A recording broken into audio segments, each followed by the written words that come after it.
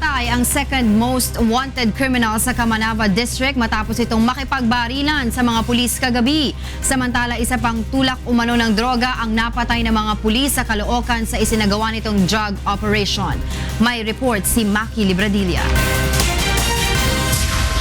Sa loob ng sariling bahay na binawian ng buhay ang second most wanted criminal sa Camanava District matapos itong makipagbarilan sa mga pulis kagabi.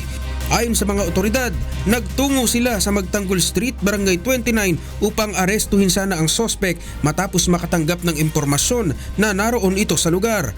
Pagdating sa lugar, agad umanong pinaputokan ng sospek ang mga pulis kaya't gumanti ang mga ito at napatay ang sospek.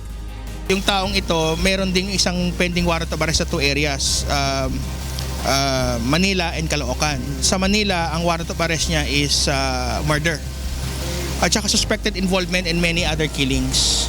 Narecover sa katawan ng sospek ang ilang pakete ng hinihinalang shabu at kalibre 45 na baril. Samantala, isa namang hinihinalang tulak ng droga ang napatay nang manlaban ito sa mga pulis sa Caloocan. Ayon sa otoridad, nagsasagawa sila ng Oplan Galugad bandang alas 12 ng hating gabi. Subalit nang sitahin ng sospek ay tumakbo umano ito at sabay nagpaputok ng baril sa mga pulis. Tumakbo yung tao and nasukol sa isang alley na may dead end pero nakapagpaputok towards the police na humabol sa kanya. And doon na siya inabutan. Siyempre nag-fire back yung mga pulis natin in self-defense.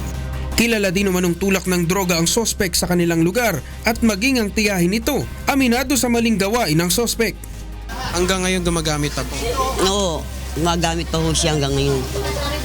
Sinasabihan ko nga ako na tumigil na. Hindi mo na akong pinapansin yan eh. Matigas din ang ulo eh. Maki Libradilla, UNTV News and Rescue, Caloocan.